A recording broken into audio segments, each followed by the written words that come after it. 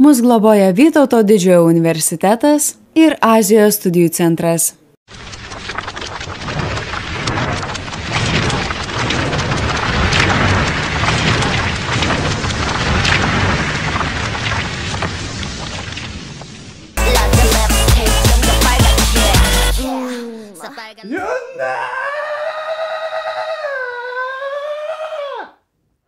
Tobuliausias gamtos kūrinys, žmogus neturintis trūkumų, pati mieliausia mergina pasaulyje. Taip, jeigu dar nėra visiškai aišku, aš myliu Hyuną. Ir meluoja tas žmogus, kuris sako kitaip, nes tokia atveju jis ne žmogus, o mašina. Hyuna gimė 1992 birželio 6 Seule, taigi pagal zodiaką yra dvynys ir atitinka zodiako suderinamumą su maniškiu. Šiuo metu jai yra 22 metai. 2007-aisiais Hyuna debiutavo su merginų grupe Wonder Girls, kuri priklausė JYP Entertainment kaip pagrindinė grupės reperė. Neužilgo, tų pačių metų Liepą, Hyuna turėjo palikti grupę, nes jos tėvai susirūpino atlikėjos sveikata, žarnyno sutrikimais ir dažnais apalpimais. Kitais metais jis sudarė sutartį su Cube Entertainment ir prasidėjo kitas jos gyvenimo etapas su kita merginų grupe 4 Minute. 4 Minute debiutavo 2009 birželio 15 su singlu Hot Issue. 2010 m. sausį Hyuna debiutavo kaip solo atlikėja su singlu Change, kurio klipas susilaukė kontroversiško vertinimo kaip netinkamas jaunesniems nei 19 metų žmonėms.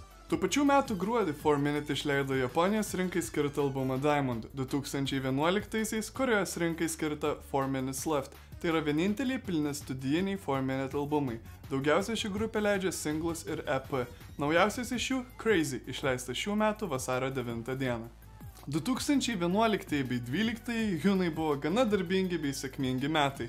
Visų pirma, jie išleido mini albumą Bubble Pop, kurio titulinė daina pasiekė 9 vietą žurnalo Spin parinktų 20 geriausių 2011 dainų sąraše. Taip pat tapo dueto Troublemaker dalimi kartu su Beast Hyunsenu. Jų mini albumas kartu su muzikiniu klipu susilaukė kelių skandalėlių, kadangi klipas pasirodė per daug erotiškas kaip Korejos rinkai. Šiais metais ji taip pat pasirodė Psy kultinėme hite Gangnam Style. Vėliau buvo išleista ir moteriška versija Oppa iš Just My Style, kur Hyuna dainuoja ir atlieka didesnį vaidmenį. 2012 Hyuna išleido dar vieną mini albumą Melting, pasiskolindama mini albumų leidimo lapą iš 4 Minute knygos. Šio mini albumo singlo Ice Cream klipe mažą vaidmenį atlieka ir Psy. Ice Cream pasiekė 10 milijonų peržiūrų YouTube per 4 dienas, kai tuo tarpu Gangnam Style prireikė 15. Vėliau Hyuna tapo kelių kompanijų reklaminių veidų, tarp jų ir Toyotos. 2013 spalį Troublemaker išleido singlą Now, kurio klipas man daužo širdį kiekvieną kartą žiūrint, kadangi ir Hyunsenas ten yra per daug artimi. Uždraust tokias nešvankybės! Mano Hyuna yra tyra ir skaisti, o ne kokia paleistuvė. Aš žinoma juokauju, viskas su to klipu yra tvarkoje, pati daina pasiekė pirmą vietą 10 skirtingų Korejos dainų top sąrašų. 2014 Liepos 28 Hyuna išleido trečiąjį solo mini albumą A-Talk, kurio singlas Red žurnalo Rolling Stone buvo įvertintas kaip vienas geriausių tų metų videoklipų.